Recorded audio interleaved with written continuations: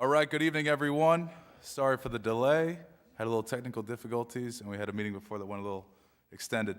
But today is Thursday, February 23, and we have a scheduled joint session with the school committee. First order of business, before we do anything, is pledge to the flag.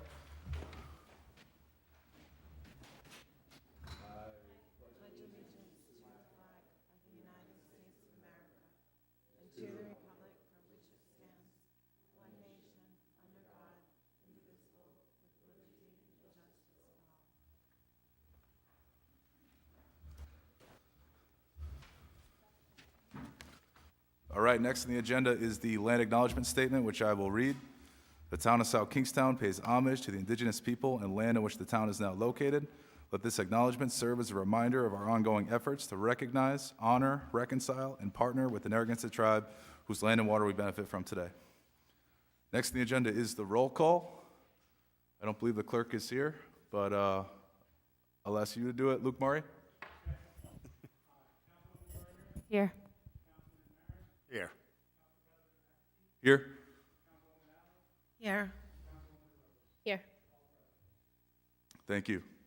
And Paula Whitford, Chair of the School Committee, if you want to take the role of the school committee members. James Recibo. Here. Carol Betta.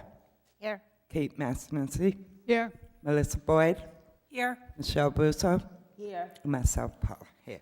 Thank you. All right, that's going to bring us to item 3, discussion regarding school operating budget and potential savings due to consolidation and reorganization as it relates to funding of a school building project. Before we get into that, I'm going to hand it over to Town Manager Jim Manning to give us an introduction here. Thank you, Council President. Our Finance Director, Brian Sylvia, has been working throughout the day in the middle of this budget season to get us the most accurate numbers that I think you will need to make a well-informed decision on, what number you would want to put on a bond, if at all, tonight. So whether you're going to postpone it, whatever. But we do have some updated numbers that factors in some tangible and intangible things that would affect this town and the tax rate and the debt service if a bond goes through. So if you'd like, we can share those numbers with you or anytime you want, and then I'll give you the numbers, and I'll turn the technical questions over to Brian Sylvia, who can explain the math that he did today to come up with these numbers, which took him most of yesterday and today to come up with, by the way. So if a $150 million school bond project was approved by the council and approved by the voters, obviously, in a referendum, what would be the impact of that on the town? And we threw out some numbers last week that were accurate, but there were some intangible things that we had to, and tangible things that we had to take into account. For example, growth of the town. Like, would we be making more money in taxes because of new buildings, additions, appraisals coming in higher in years from now? So I have some numbers I'll just share with you, and then once again, we can discuss those numbers. So the first year that we would need bond money, so say $150 million was approved by the council and forwarded to the voters, and they did approve it. So the fiscal year 2025, which is summer of '24, the funds needed to be raised for the school bond debt would be $1,260,000. The tax levy increase would be 3.2%. That would impact, just for the bond, 18 cents on $1,000. In fiscal year 2026, the funds needed to be raised for the school bond debt would be $1,253,000. The levy increase, tax levy increase, would be 3.14%. I'm not giving you numbers on the assumed rate increase for the town budget. These are just bond numbers. Fiscal year 2027, year 3, the funds needed to be raised for the school bond debt would be $705,000. The levy increase would be 2.42%. Year 4, fiscal year 2028, funds needed to be raised for the school bond debt would be $1,500,000. $578,000. Tax levy increase would be 3.44%. And in the fifth year, final year, this is assuming that the bond is, Can you email that to us? Because we can hardly see that from here while Jim's going. and then the fiscal year 2029, the funds needed to be raised for school bond debt of $1,097,000, a levy increase of 2.82%. Required tax rate increase for the bond only would be 16 cents. So that number would be total over that 5-year period, 84-cent tax increase on every $1,000 of the assessment. Initially, we came up with a number of about $1.03, but once again, this takes into account growth in the town of additional taxes received. I'll turn it over to Brian to answer any technical questions. What does that add? Thank you, Brian. Any questions from the members right now? Did Brian, you- Sylvia? I was trying to get the data. The 18 cents and the 10 cents and the 11 cents, what does that add to? Total $1 and what?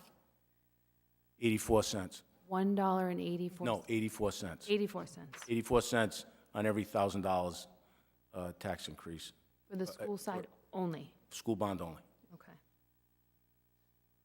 So, Brian, this schedule here, this entails sort of like a staggering of the issuance of the bonds over time.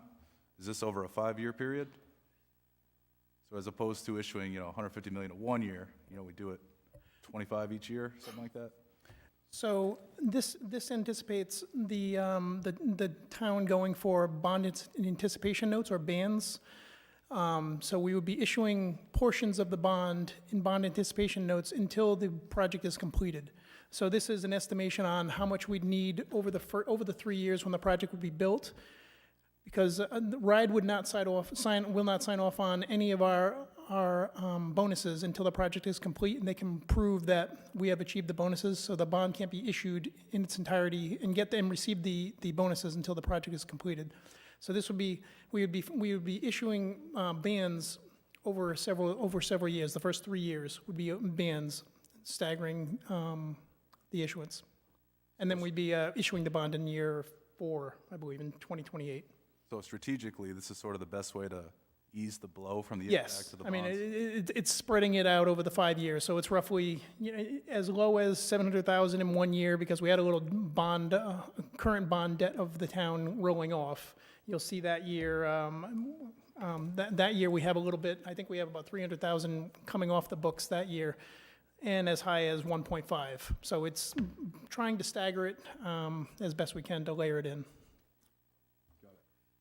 Just a couple of questions on timing. The bond anticipation notes wouldn't go forward unless and until the voters approve the bond issue in the first place. Absolutely. And then the second is that the council would still have to approve going out to issue the bonds Yes. even after the bond issue had passed. That's correct. We're not tied to it. That's correct. Thank you. Any other questions for Brian, what we have him right now? Deb, go ahead. Thank you, Rory. So the current tax rate is $10.95 per thousand. That's correct. So increasing it by 84 cents is whatever. What's the percent? Is that 9% or less than 9%? That is, I believe, less than 9. So, and I should have clarified that. When I had the 9%, that was building in a little bit of growth, because the town will run. The town will have increased expenses, so we had a little bit of growth in there. I didn't want to, show up in year 5 of the bond and have our rates be much higher than was shown here. So I did have some growth in there. And for the 9%, that's why you're seeing this here, where you're seeing the assumed rate of increase for the town. That's a little more true to form with year over year, where the town would be increasing on an annual basis. So the 9% had a little growth in there. It's not normal. It's lower than what the town normally does on an annual basis. So this is more reflective of that. So in actuality, this is about 84 cents, but then when you factor in the actual growth that the town assumes, it's going to be in the area of 12, I believe, A 12% tax increase? over the 5 years when you factor in, yes. Okay, one more question, and you might not know.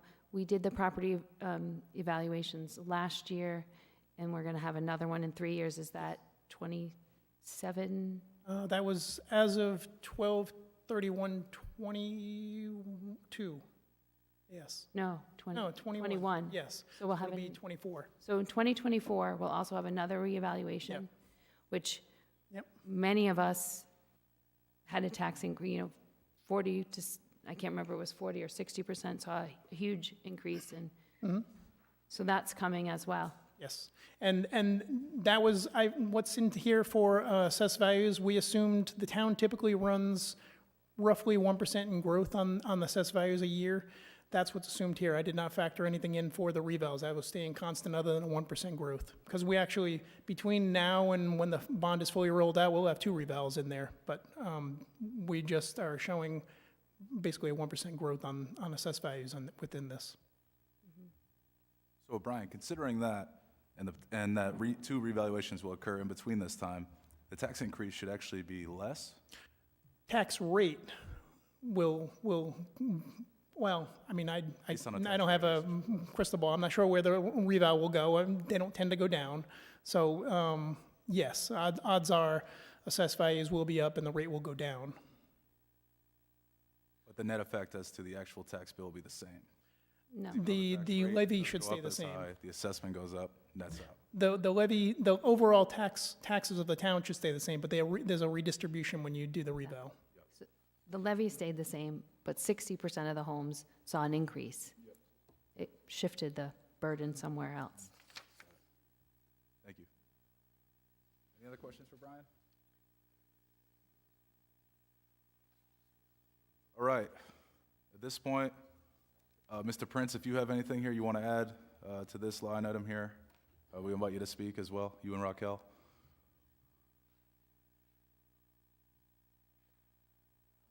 No, we don't have anything additional to add. Thank you. Okay. All right. Any questions for school committee members, for the town staff here with respect to this? Excuse me, Mr. President, I just Yes. want to clarify something so there's no confusion. When I gave the levy increase numbers, I was giving you the bond tax rate increase, okay? And there's an assumed rate increase by the town budget, which we were just putting in numbers, 10 cents, 11 cents, or whatever per thousand. But the levy increase numbers I gave you were both of those numbers combined. So that's what we would expect with the bond tax rate increase and the assumed rate increase by the town. Okay? I'm not sure exactly how I explained that in the beginning, but that is clarified by the Director of Finance right now. So the levy increase numbers I gave you in my presentation were both of those numbers. Required tax rate increase for the bond and the assumed tax rate increase for the town budget. All right. Thank you, Jim. All right.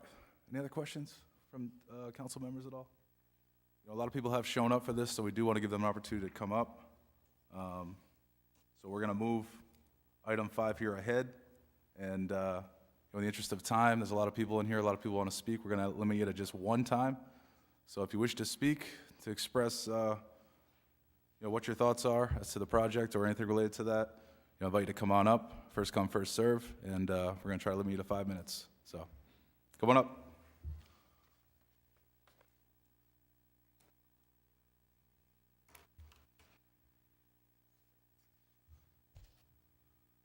Are we supposed to say who we are? Oh, yep. We just want you to identify yourself. Yep. Thank you. My name is Jane Estes. I live on North Whedon Road in Matunet. And I'm curious about the proposal in itself. I just had some work done at my house in a year and a half. Like, a bundle of shingles went from $115 to $154.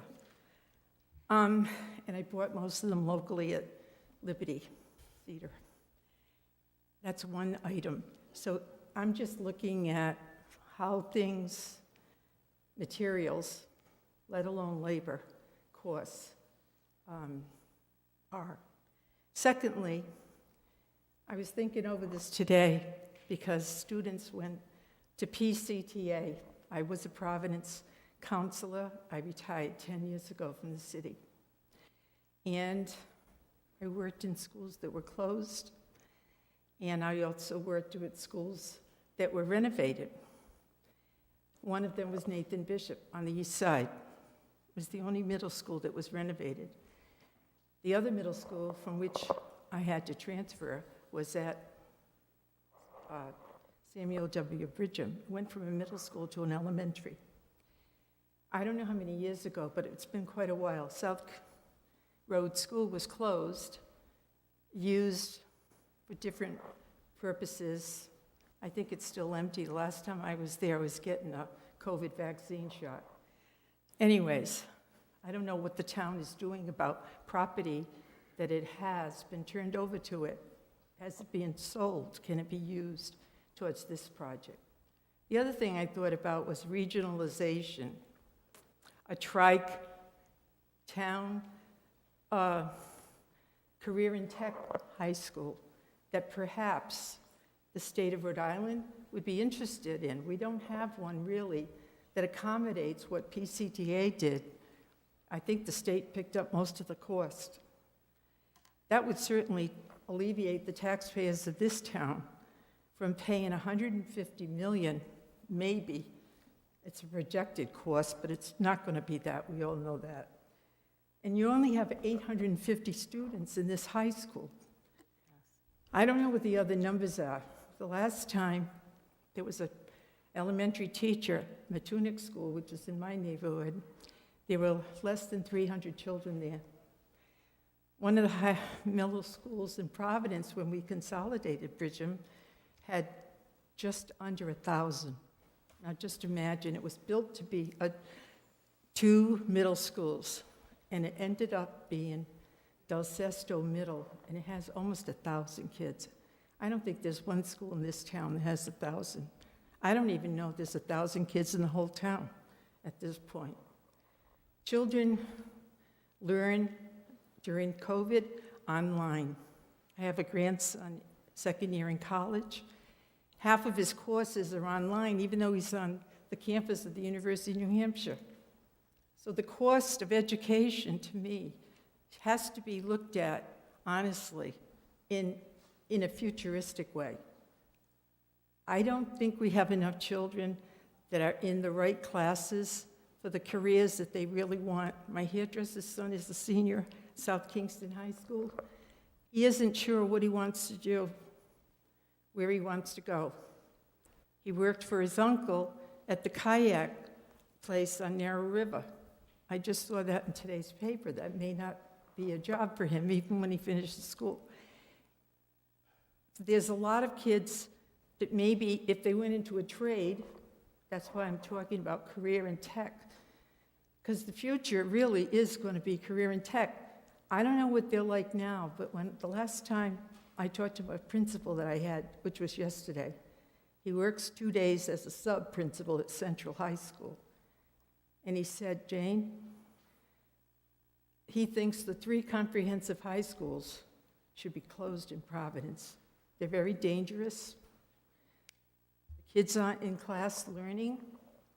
They're out of control. I don't know what these kids are going to be like. But my neighbors on the street right now, 3 of the kids that live on North Whedon Road are at Prout, and 1 is at Monsignor Clark. Now just imagine if you offered your parents the $19,000 the state allocates per student for parent choice to go to any school they want. It costs $16,000 to go to Prout. How do I know that? Because my son's the principal right now at Prout, and that's what it cost a year. So it's even less than a public school. Imagine if you gave parents the option, rather than building another facility that may end up becoming obsolete by the time it's built. If kids want to learn online, they want to use their phones and their laptops, how much money are you going to spend? Is it going to be $150 million? I don't think so. Thank you. All right, anyone else wish to come up? I invite you to just come on up.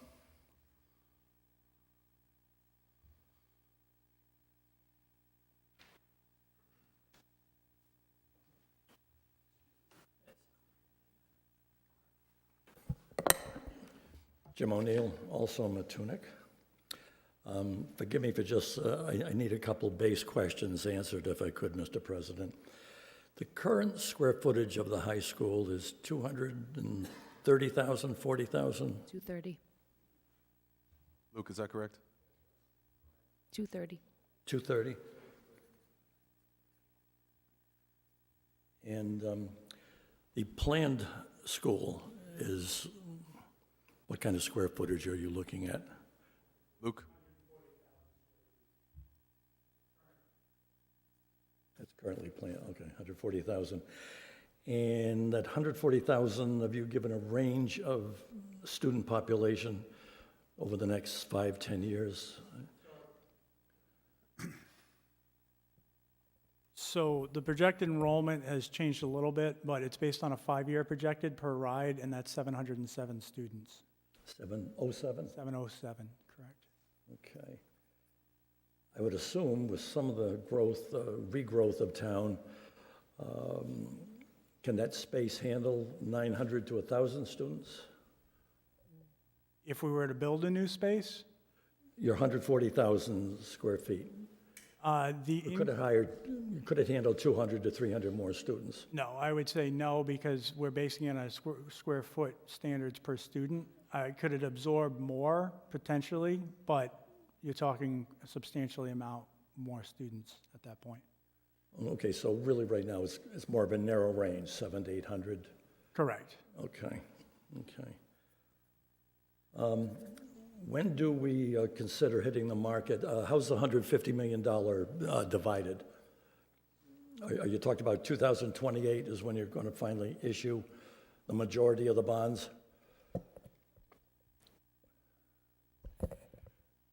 So it would be over a 5-year period. The majority of the money would be towards the tail end, but it would start in fiscal year 2025, end in fiscal year 2029. So once again, I'll go over those numbers real quick. 2025 would be 1.2 million issued. 2026, 1.25. 2027, 705, 705,000. 28, 1.6 million.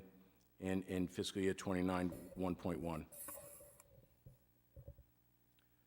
So am I correct looking then at those 5 bonds, are we looking at roughly $5 million of principal and interest? So that was the debt service I gave you on the bond. So over that, from 2025 to 2029, the $150 million bond would be issued, and that would be the debt service on the bond as it was issued. The exact number, I don't have that in front of me. Could you break that down even more?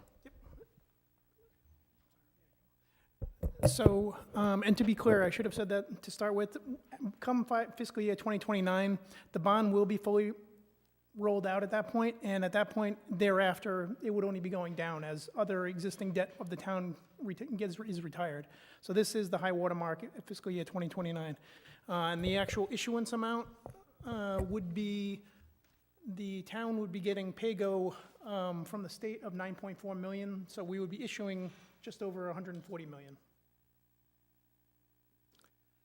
Okay, I mean, really, excuse me here, are you looking at roughly $30 million a year that you're going to put out from 24 to 29? The total increase in debt service for the town will be 5.7 million per year. Okay, and will all those offerings be level principal, declining interest?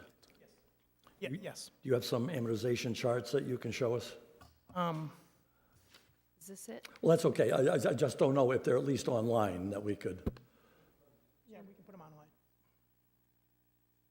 And Jim? No, not what's on the screen, Jim. Jim, right here. There were amortization charts from the last meeting. Jim, we'll make that information public so you can access it. Okay. All right, well, anyway, I'm just trying to catch up here, but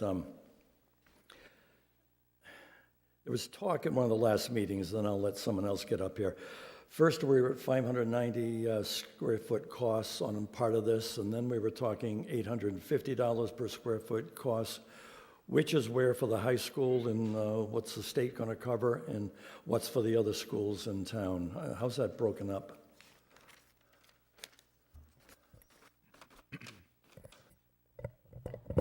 So, yeah, it's a good question. There's been some confusion, and hopefully I can clear that up. So what we're trying to do is be realistic with the numbers, and that's based on current market. So there's a good question earlier about the cost of inflation, are we building at that in? And the answer to that is yes. So in our cost estimates, from what our architect is taking, he's working on 2 high schools right now, received real cost data, current cost data. And that's running from about $820 per square foot to about $885 per square foot. So we're taking a median of $850 a square foot when we're estimating out that 140,000 square feet. Plus, we have an athletic complex at 6 million, so that's how we came up with the 125 million. Now, as far as what RIDE will reimburse, now we can always pay more. We can do whatever we want on our own. But as far as what RIDE has limitations for reimbursement, on that same high school, on the square footage we have, they'll only reimburse us for $101 million because their top out rate is closer to about 500, and I believe it was $85 a square foot on what they'll reimburse us at. So we have what's essentially a gap, right, between $101 million, which will be essentially will qualify for the reimbursement and the bonus, and then there's a gap in funding, and by gap I mean that it's fully town funded. So that would fall, which is built into these numbers that you see tonight. So when you say that 100% fully town, that's 100% That is, the town. that 24 million is on that tax rate that's in front of you, like built in when we have to raise up the debt service. We will not get a reimbursement for that amount, for that $24 million. Okay. And what do we hope to get from the state on the 101 million? 52.5%. Is that still 52.5 or something? Mm-hmm. But we're hopeful that legislation will pass that contemplates increasing the amount of reimbursement up to 57.5. Is that correct, Luke? That's correct. We are working towards a higher amount, but we're confident at this point we'll qualify for the 52.5. Is it possible, and do you have the flexibility to change gears if rates drop substantially enough? Are there callable bonds? How are we setting ourselves up if rates drop substantially enough where we would want to really change horses here with the last 3 issues? We will have that ability. I really can't speak to that at this point until we actually issue the bonds, but there will be stipulation. Generally, you have to have the bonds for X number of years before you can do what's called a refunding. We won't know that until the bond is actually issued, but we will have that available to us, yes. Okay. I guess you leave that up to the brokers who'll handle that. They'll make that decision, or does RIDE have their own source, or will that be up to your financial acumen? We typically, what we'll do is, on an annual basis, we'll work with our financial advisors and on any bonds that will be available, and if it is worthwhile for the town, we'll certainly bring that forward. But that's an annual review we conduct with our financial advisors. Okay. And lastly, is it possible that we could look at a much better amount than 52.5%? So I'm looking at East Providence, I'm looking at Rogers Yeah, area no. at 85%. It's a good point. There's a formula to it, right? The state dictates that. So essentially, we qualify because of our taxable base and the funding formula at 35%. That's our base. The statute, the regulatory statute, limits us at no more than half of what our base rate is. So at 17.5%, that's how we get to 52.5. So we're really kind of limited. What I have said in one of our meetings is there was, RIDE has informed me there's legislation that will be moving, and there's no guarantees that would raise the base rate potentially up 5%. So at that point, because our base rate would go up, we'd then qualify for an additional 5%. Again, that's all conjecture and hearsay at this point. We can hopefully bank on that 52.5. Yeah. Well, as many of you know here, I've been here for 25 years, and I've never been happy with the funding formula, and I'm not happy with this either, because if you take a look at what our taxpayers, representing about 2.8, 2.9% of the state's population, what we contribute to the overall budget of the state, as well as the school budget that the RIDE puts together, it just seems to me that we are just really on the low end of receipt here for, call it respect, but in terms of monetary contributions, we have If you did some math now, I'll bet you could come up with about 125 to 150 million that our taxpayers cough up there for personal income taxes, sales, gambling, you name it. And what do we get back? 5 million for schools and 2 million for the town? And you're telling me there's not something wrong? Anyway, thank you. Thank you, Jim. Thank you, Jim.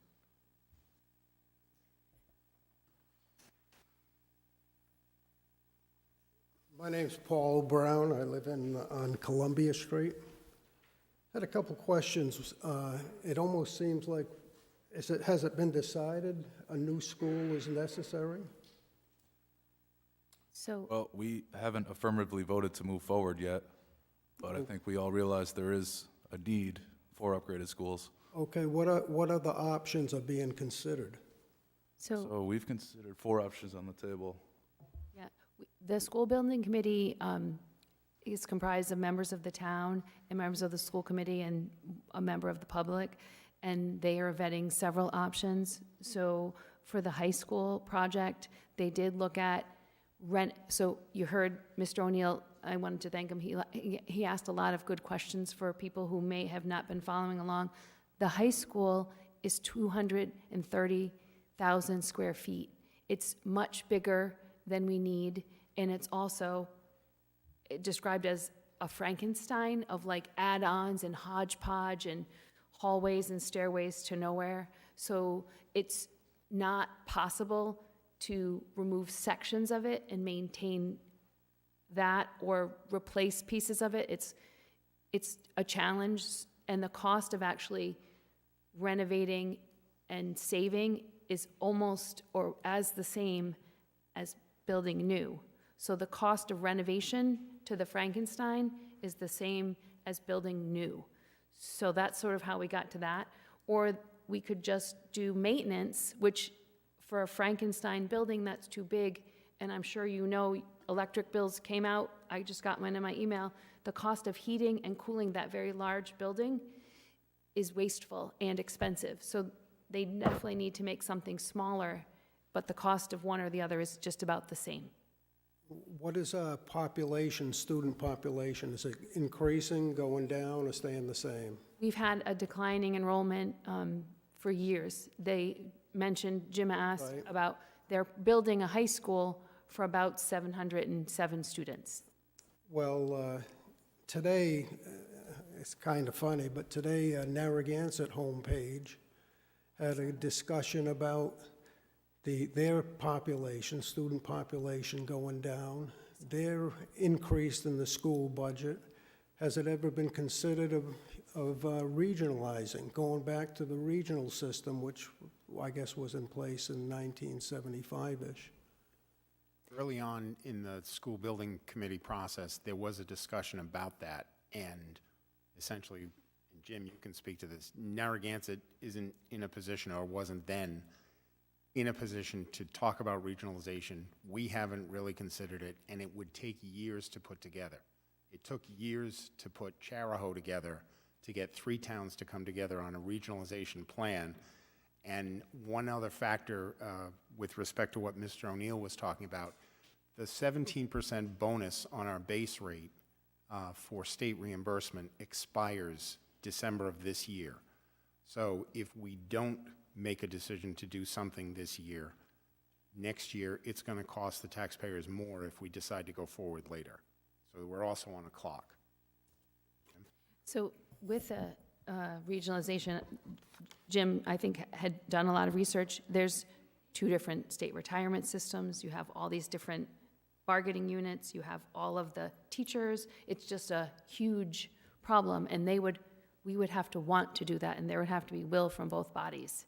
Well, it seems like there's an advantage for both towns. You could probably do something more efficiently, and it could save taxpayers money. And I'm all in favor of saving taxpayers money. I agree. I agree. Okay. I did see that today. I mean, if anyone didn't see it, the incoming class for kindergarten in Narragansett is 50, and they're graduating 120 or something like that. It was like a huge delta. But also looking at their facilities over there, they have a fairly new high school, fairly new middle school, We have a fairly new middle school, I guess. I don't know how old Broad Rock is. 20 years old. 20 years, okay, it's not that fairly new then, but if we regionalize, or we could have a super school system, and we could have efficiencies with less administration and I know. fewer staff, maybe. Thank you. All right, anyone else wish to speak? I invite you to just come on up.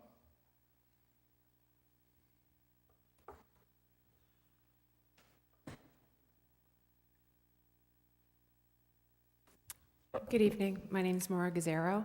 I'm from the Matunic area. I have 3 school-aged kiddos in Curtis Corner right now, high school next year, the Broadmark Middle School, and Matunic Elementary. I've been following this among the school building committee meeting, all of their hard work. They've been working really hard at this, and I thank you for that and appreciate that. The school committee as well. One of the things that there's so much I could say right now, but I'm going to just keep it brief. I fully support this, you voting to put this on the referendum for the $150 million. I think that the building committee has done a wonderful job in vetting all aspects of this, and this is a huge opportunity for South Kingstown. Many, many cities and towns have already taken advantage of it. Our children deserve this. Our children, in speaking to my kiddos and their friends, they want this, especially those coming into the high school age. They're really excited about it. They're excited about not just a new school, but new potential athletic facilities. And in one of the budget meetings recently, I think the statistic was, is it 457 students who go out of district? Was that the number, or is that too high? Is it around that? I thought it was in the 400s in the chart I saw. But, oh, 2, I'm sorry, but that is a lot. Sorry, that was very high. Don't quote me on that. Sorry. But that's all, we want to get all those kiddos back. I mean, I have friends in the elementary school who about 6 kids left to go to other schools. And it's because they are worried about where this district is going, and they want to get their kids adjusted into another community for that one transition because of all of what's going on here. And they're not confident that, things are going to improve. And nothing against teachers. The CTE program is wonderful. I've been to the high school a few times now. We have really dedicated people. I think this is just really important to get families to stay here and hopefully attracted to South Kingstown and everything it has to offer. So I fully support you putting it on the referendum, and then the real work begins for people like me. So thank you. Thank you. So, Anyone else in the audience? Oh, yeah, come on up.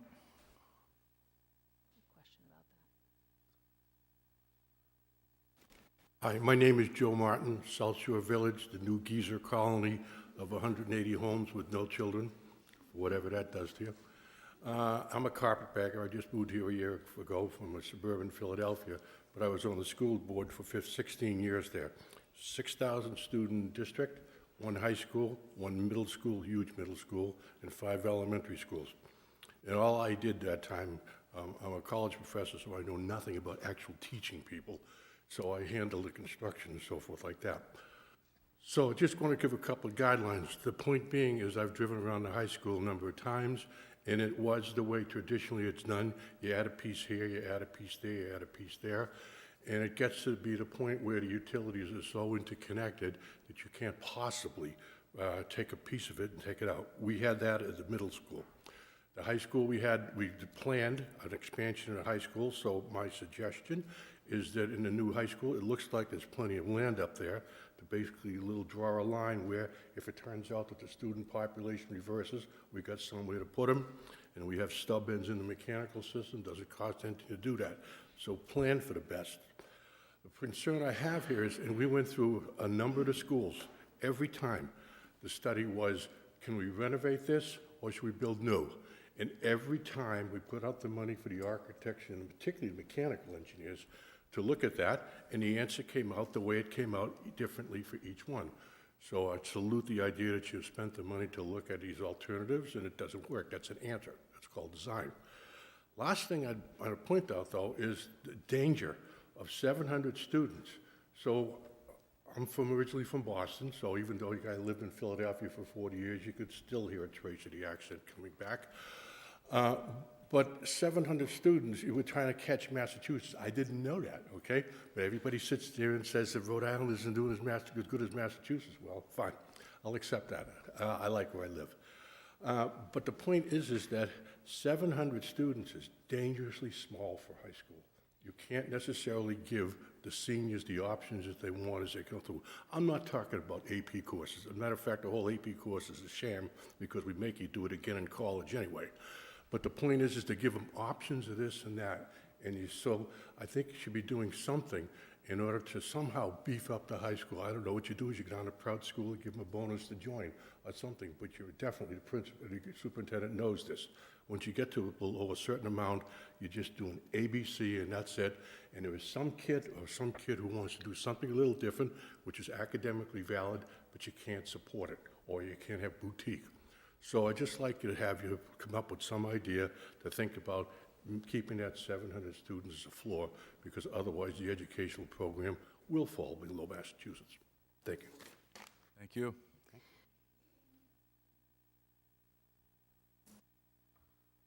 Anyone else in the audience? I invite you to just come on up.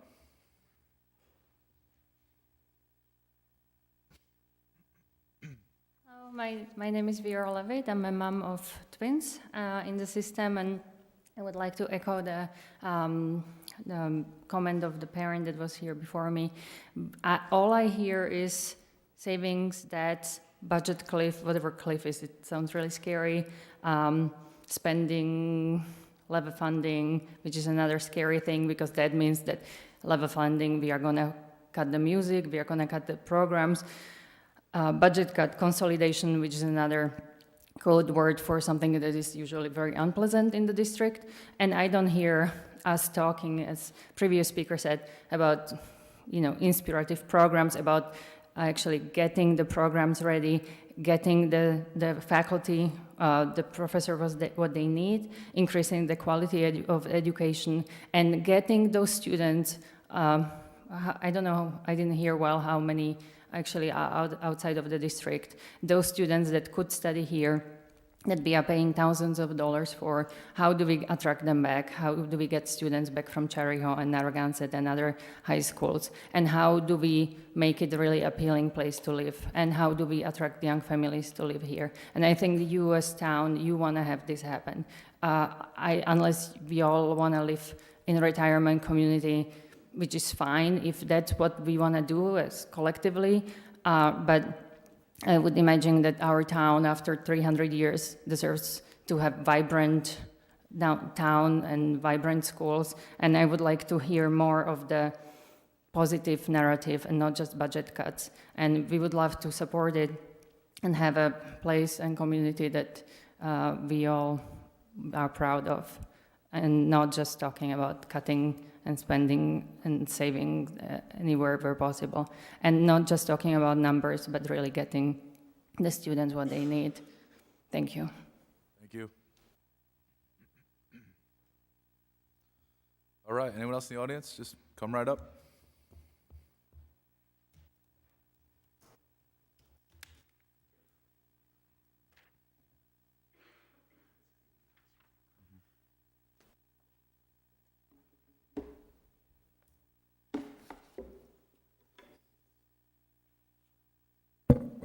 Anybody's pen?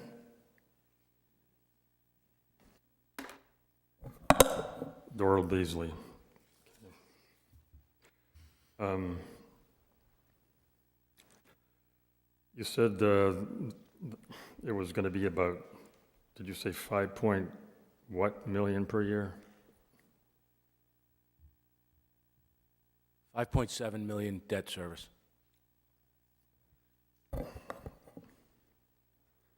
And what is it? How many square feet in the high school that you calculated? 140? 140,000 square feet.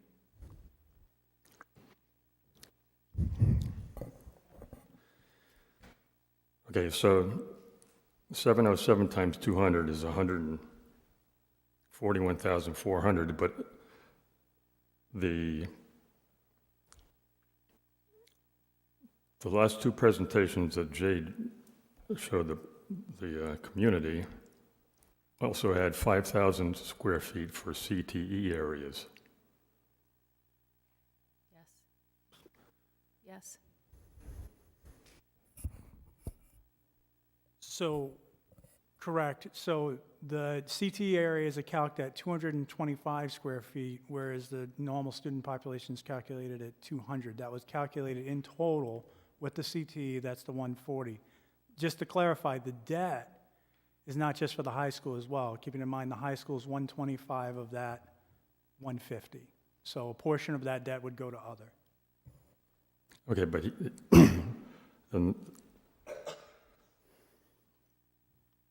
so you're saying that the CTE spaces, the 5,000 square feet, are inside of the 140,000? Yes, if you recall, originally, Mr. Conte had calced in 225 times, I believe, the total, right? Right. And RIDE didn't allow us to do that. Mario had come back and said no. So I believe, if I recall, and I will get you good information on it, that we took about a 25% on the CTE number for the total school mass. Because RIDE's approach to this is you're not using the entire school for CTE, you're using a certain component for the CTE program. So that's all they will approve for the bonus.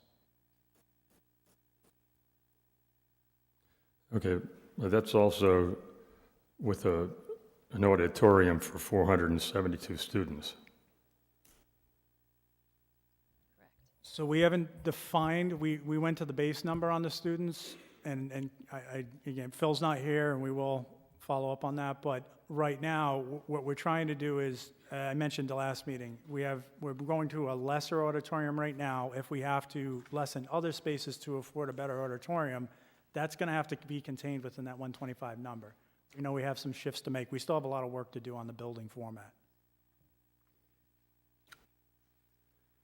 Okay, I'm asking all these questions because I crunched the numbers in the last few days, and I don't come up anywhere near where you guys are. My annual cost at the 4.25% for 20 years is it's about $7.5 million a year.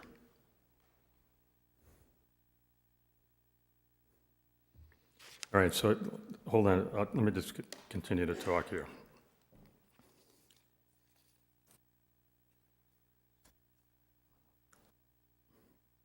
RIDE is, unless they boost their allowance, per square foot allowance for construction, right now we're looking at $589 per square feet for a high school.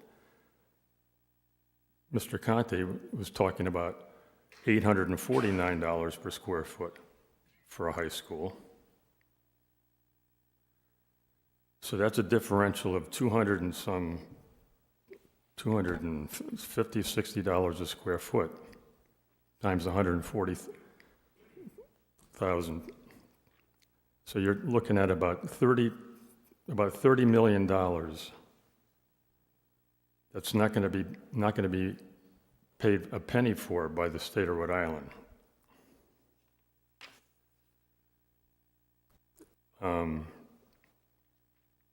So you take that money, that chunk that they're not going to pay for, and then you add it to our 48%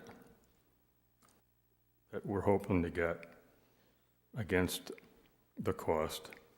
When you add those two together, I came up, just for the high school, it was about $85 million. Now, the debt service on $20 million for other schools is about 13, so total is $98 million. I came up with $98 million that's going to be bonded. Now, that's $7.4 million a year, at 4.25 for 20 years.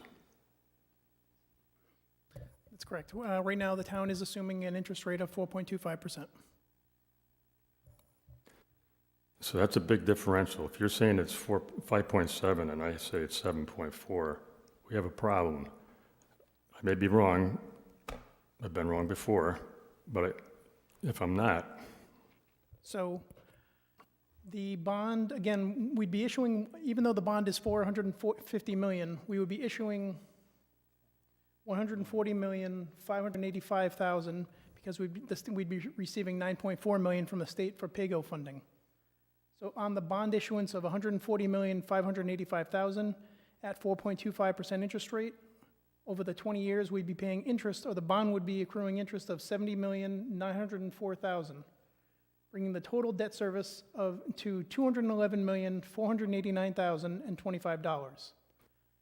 Over the life of the bond, we would be receiving state aid of $84,669,000.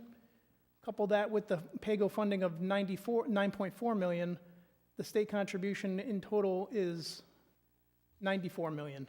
The town would be $126 million, and the town would be contributing 59.97% of the bond, and the state would be contributing 40%.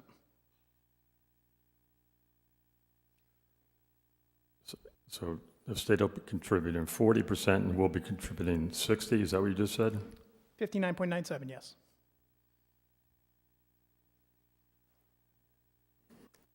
Okay, so you really need to burn it into people's memories, because they're thinking that all we're going to be paying for this project is 48%, but that's not true. We're going to be paying way more than the 48%. I'm going to get to, thanks. I want to. Well, you are well over, but I'll give you a little. Well, boost I'm here, asking so go ahead. questions, so I haven't been talking for the whole time, right? All right, so I have a problem with Columbia Street, and this is the main one. If you're going to build the high school on Columbia Street, but our athletic fields or stadium is going to be over in Curtis Corner, you're going to have a standalone facility over there that's not going to be with nothing else around it. It's going to be, it could be vandalized, it could be tagged. We wanted to have our high school and our athletic facility next to each other.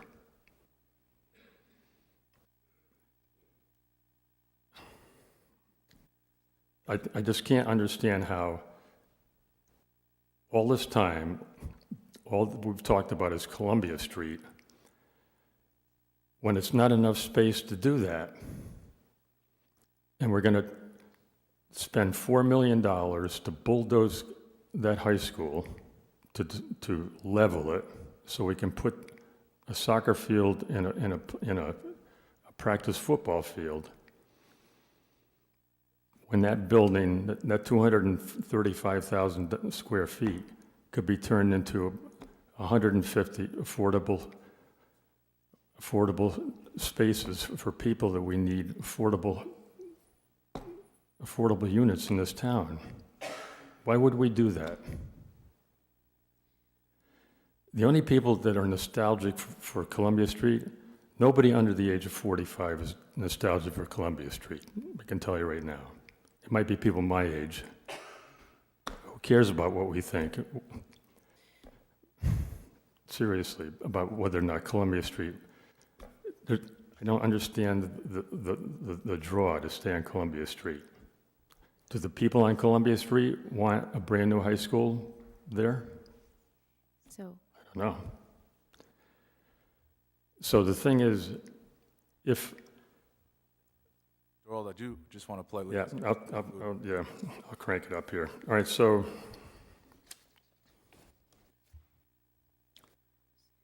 we need affordable housing. I looked at your 6-year CIP, capital improvement program. You have $225,000 in there for affordable housing. Wow, that's going to get us far. Thank you, Gerald. Deb, you want to say something? if, no, just wait until there's other people. All right, anyone else in the audience wish to come up and speak? I invite you to come on up.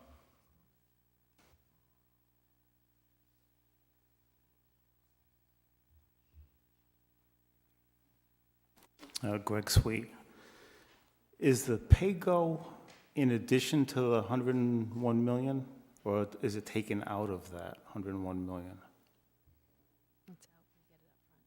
That's included in. Okay, so you just get an advancement on the 101 million? That's correct. Okay. I believe in doing something for the high school. New seems to be the best choice.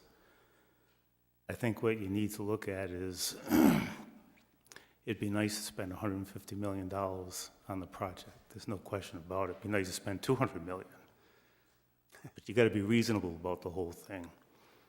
Probably, I think it's a little bit less than 50% of the people that live in this town make less than $100,000 a year. So if you're going to ask them to pay a minimum of 10% more in 5 years, how many of them are you going to lose? And if you try to, that's not going to entice families with kids to come here because they can't afford it. If you can give them a shiny penny, it's not going to do any good if they can't afford it. So. Thank you, Greg. Anyone else in the audience? I invite you to just come on up.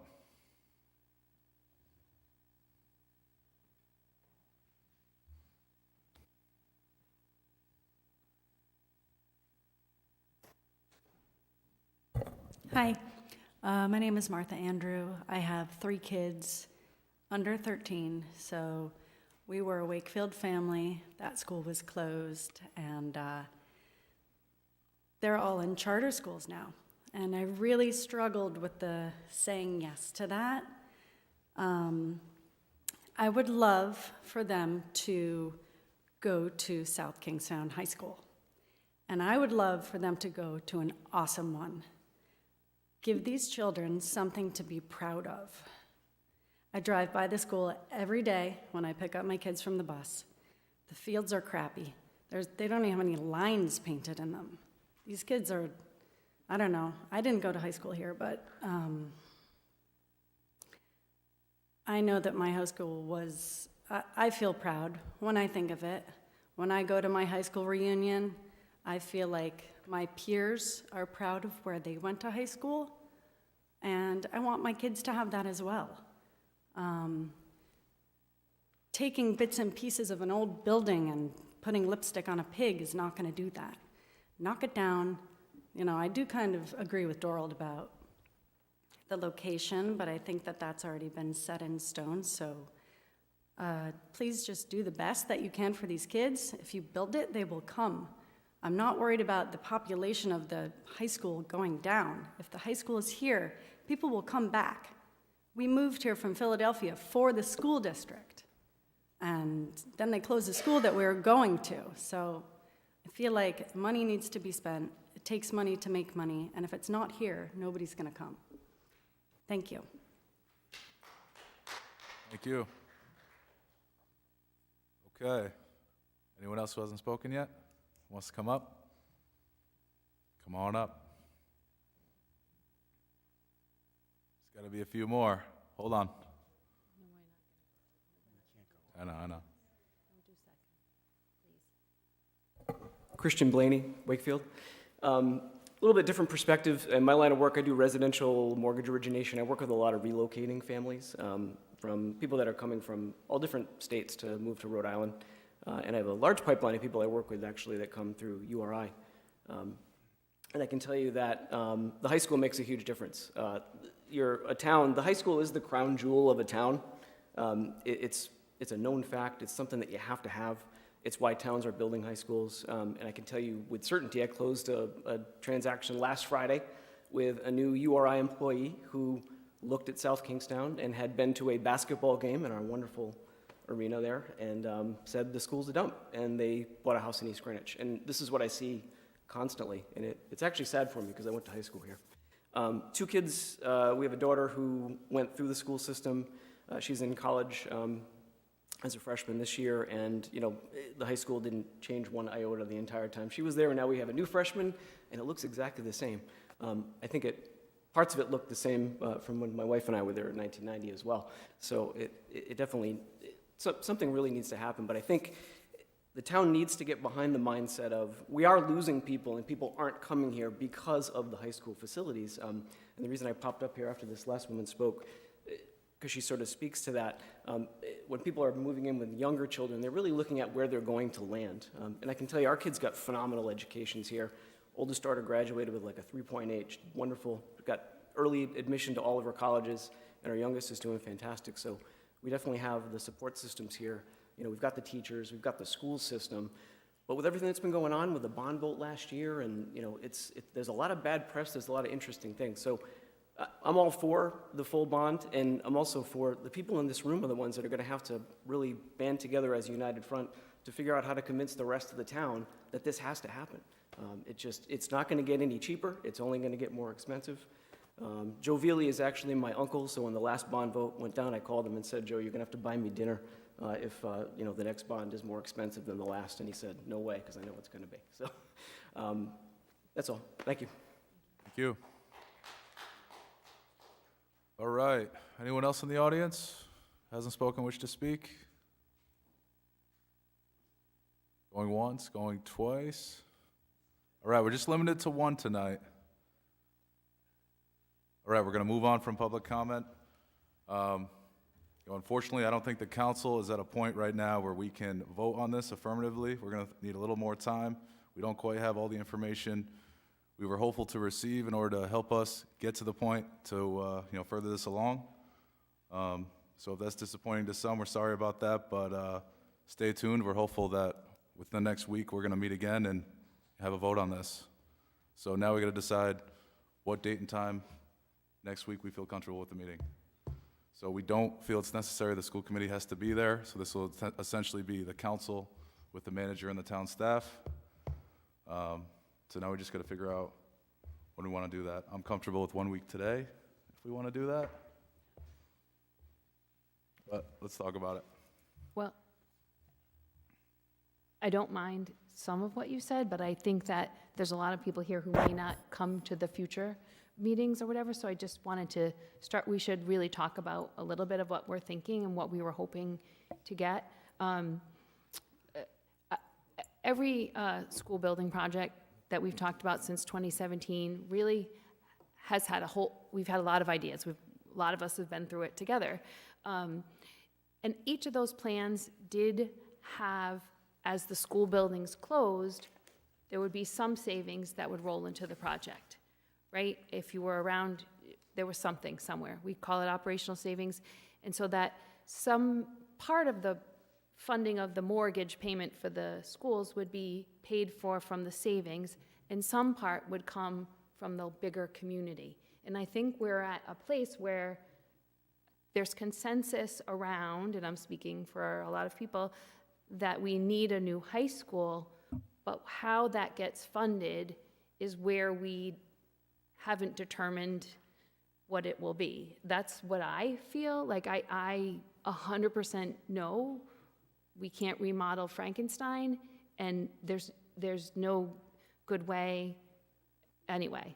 And so we're trying to figure out what that contribution is from the schools. They certainly have a lot of challenges that make a lot of unknowns, and those unknowns give me personally some uncomfortableness. So that we're trying to figure that out in a way, because we also hold on to the water ban in July. How are we going to fix this problem? What else needs, what would get on hold? What goes on hold if we borrow all of that money?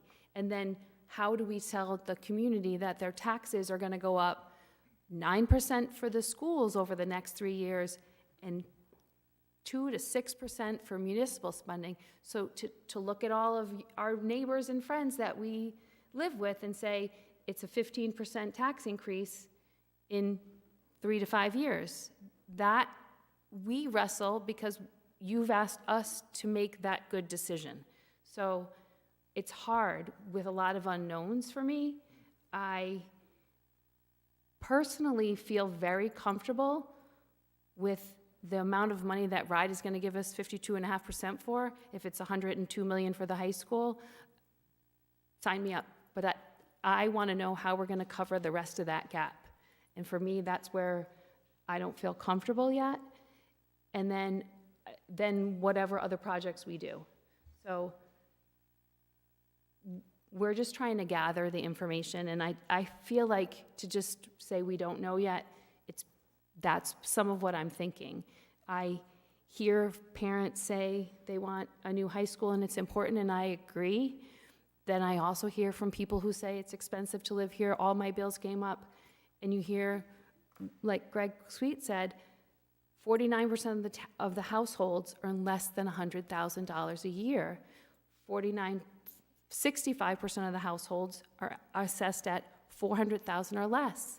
So we shift a big burden onto people who are raising kids, trying to put their kids in college, whatever, or just pay regular bills, or they're retired. So we have to figure that out in a way that makes it fair to everybody. So it's not that I'm anti one thing or the other. I'm trying to think about what's good for a lot of people and not just one population, because it would be easy to say, make a brand new high school because the kids deserve it. But other people live here, and we wrestle with other challenges all the time. And in 3 months, we'll be dealing with the water ban and people saying, why didn't you fix it? And that's $12 million. Thank you, Deb. Paula, go ahead. Yep, 1 second. While I hear what Councilwoman Bergener is saying, I would have to say this. If we keep coming back here to the table to figure out how we're gonna figure out where the money's coming from, we're not gonna move forward. Right now, I feel like we're stuck in a time warp trying to figure out how we're gonna move forward, how people are gonna be able to pay. I don't think that's for the town to figure out. I think it's for the people. It's for the people to decide whether or not they want to support this bond. And I don't think that we can do any more talking than we have already done. And we still have public forums coming up where we'll be talking more about what we can do and how we're going to move forward. But to keep coming back here to have a conversation about whether or not we can agree to a bond referendum, whether we can submit it to the legislators to put it out there for us, to me is pointless, and it's a waste of time. We don't have a lot of time. We have to make these decisions, and we have to do them soon. Paula, but we've asked since December for information that we still really didn't fully get. So I hear you. So if you're asking me to make a decision with not a lot of information, that's what it seems like to me. You're asking for information that has been said that we won't know what that's really going to look like until the schools have been closed for at least a year.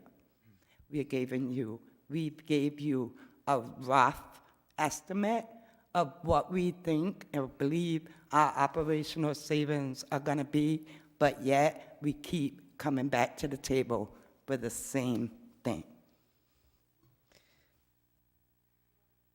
Carol Vetter, go ahead. So I appreciate what you're saying, Deb. I was there in 2017. I was at the Facebook school, really wanted to be at the Walt Disney School. Yeah, I was in there.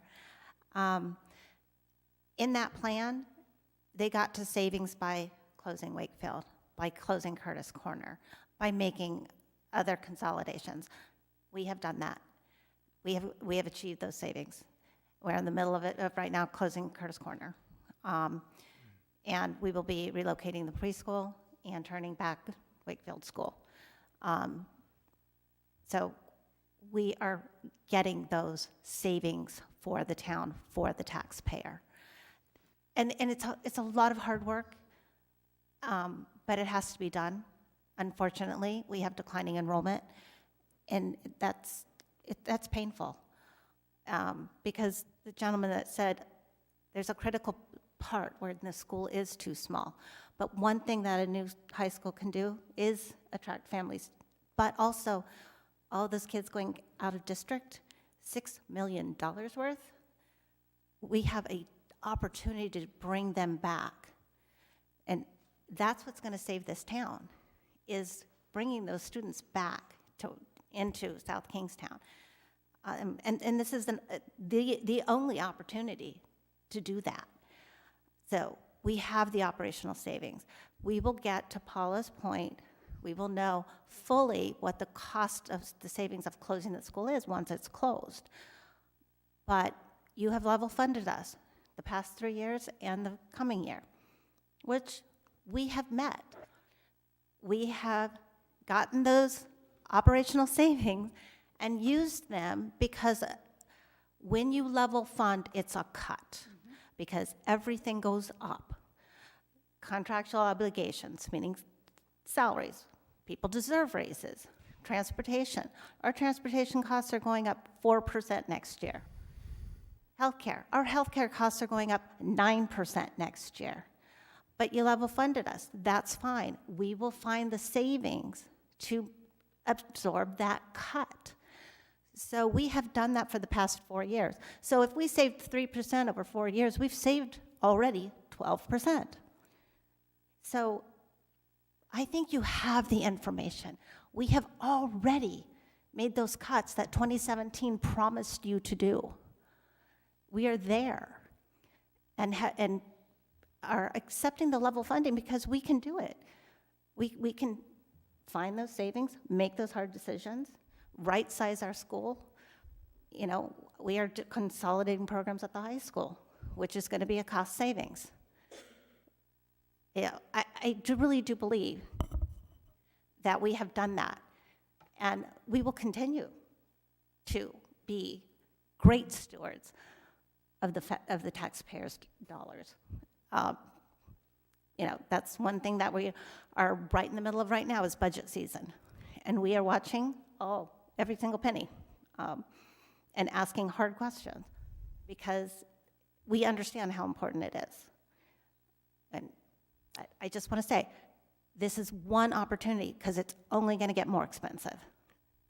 And we're going to lose the reimbursement rate. It's going to go back down to 35% if we don't do it now. So this is a great opportunity. Thank you. And that argument is why this is not a waste of time. Having these discussions, we're dealing with a lot of uncertainties. We're on a clock that the state has set. We're very well aware of it. We've narrowed this down. We've funneled through the possible options of what to do. I think we all have a good sense of what we can do or what we might do.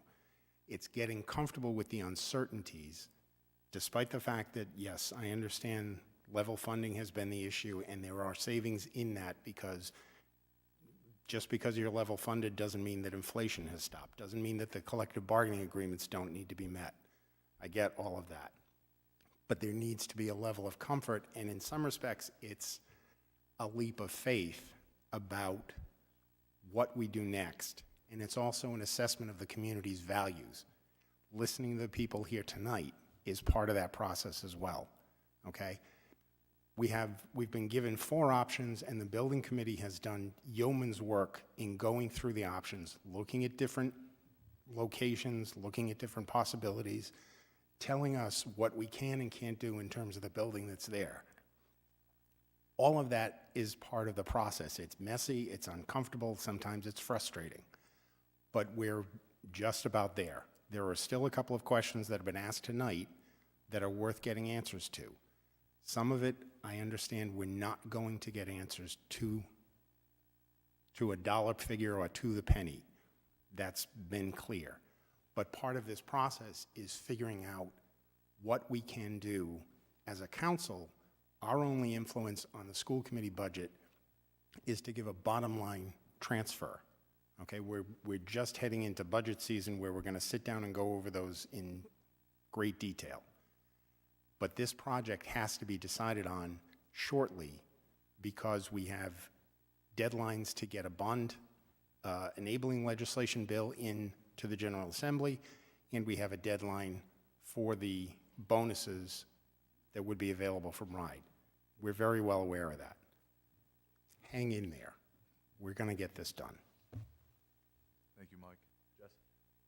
So I just want to say, I think that there is a consensus that we all want a new high school. Just from the conversation here tonight, listening to people, these conversations are about how we get there. And, Paula, when you said bring it to the people and let the people decide, my fear is if we go too high, it will fail, and then we lose out 100%. That's my fear. So, yes, Mike, what you said, this is about getting comfortable, looking at the numbers, seeing what the community really values. So I don't think it's a waste of time. I think this is all important work that we're doing, and I appreciate you guys being here and giving up your nights, and everybody here giving up their night. But we have to make sure that we make a decision that's going to come to fruition, that we'll be able to get the community behind so that we don't lose this opportunity, because we need to do something. It has to happen now. We got to be able to get the entire community behind it. Thank you, Jess. All right. Oh. Yeah, Kate, go ahead. I stay relatively quiet in these meetings because I get my lion's share of conversation at the school building committee. But what I will say to your last statement is, if we go too high, you're right. If we go too high, we won't pass.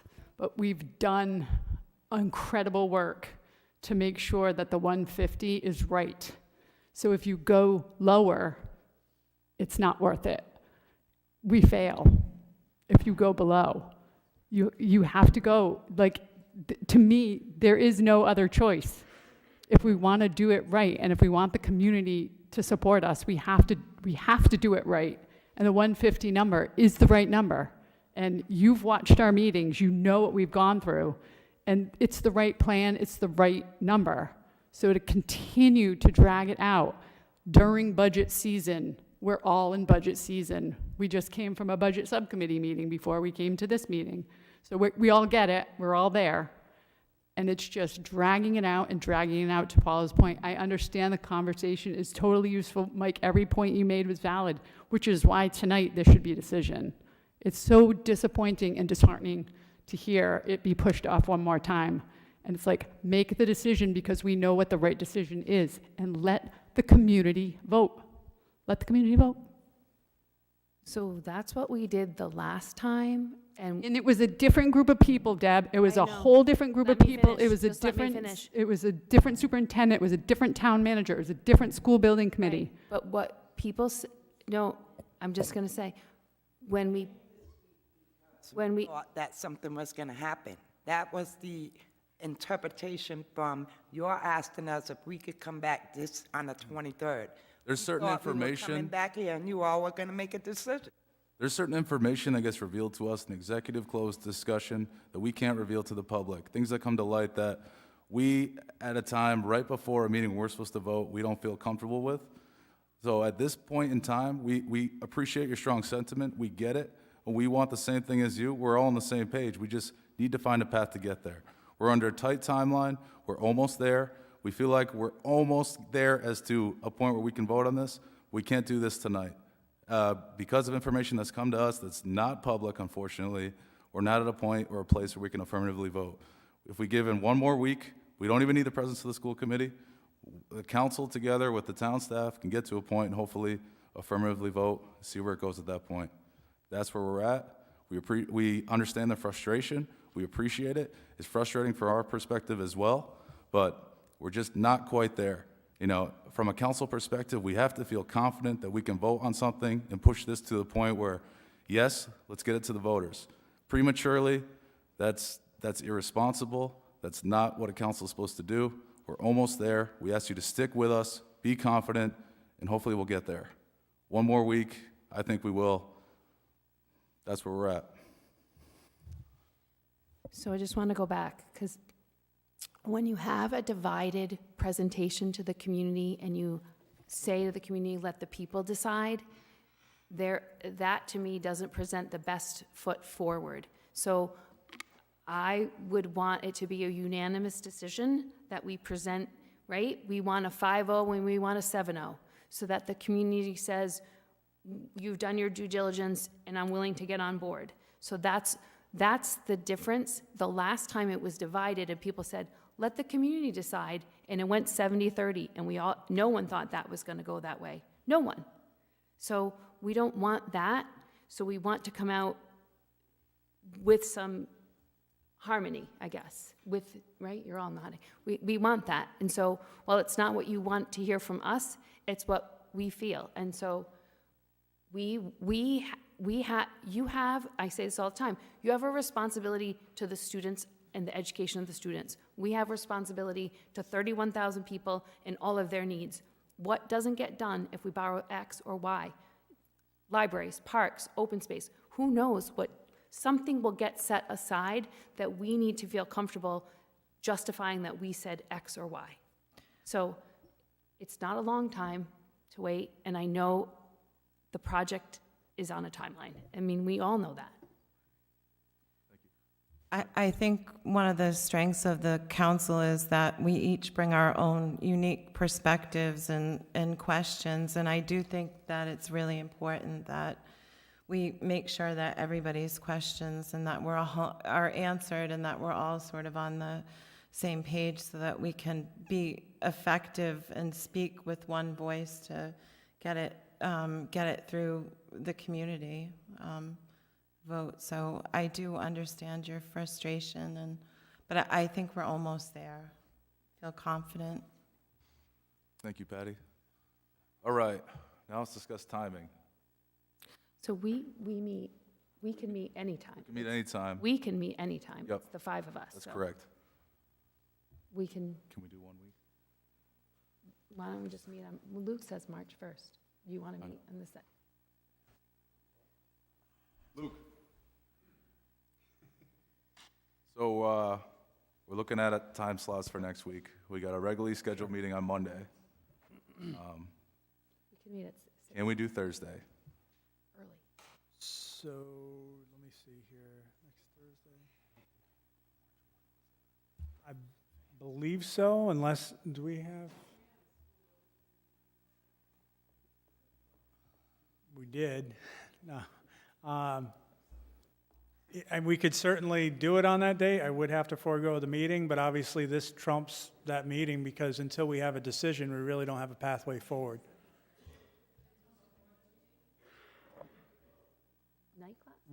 We can certainly slide our meeting. I would not want to give up a building committee meeting, like if they were going to make a vote on, and then we could proceed with our meeting or not. So, Mr. President, we can certainly accommodate that. Okay. 5? We typically meet at 5, but Yeah, happy to bump it if you guys needed to meet at 5 and then we meet at 6 or whatever, so that we could have some sort of decision before we proceed forward. Fine with me, whatever. I can definitely make 5 work. Luke, when is the deadline for the legislation piece? So right now, there's no hard deadline, but they're in session, and it's going to take some time to draft, and we have to meet with bond counsel. So I was pressing for on or around March 1st, and that would, we're already pushing that timeline. So we're definitely on the clock. We could meet at, All right, how about 6. 6 p.m.? You guys meet 5 to 6? Yeah. You still want to meet? Sure. We meet at 6 p.m. You can meet 5 to 6, and then March 2nd, Thursday. if you want to stay. So start at what time? 6 p.m. 6 p.m. All right, got it. Council at 6. Well, Council at 6, building committee at 5. Okay. If you want to meet. Jim, does that work? Sorry, Jim. Are you out of town? Name the date and time, we'll make it work. Just tell me what you want. All right. When- Thursday, 6. March 2nd, 6 p.m., right here. Excellent. All right. Motion to adjourn. Hold on. Thank you for everyone's time, first of all. We understand the frustration. We get it. We're with you. But, stick with us. We ask you that. We're on the same page. Thank you, town staff, superintendent, Raquel. Thank you, everyone, for coming. And we'll see you in a week.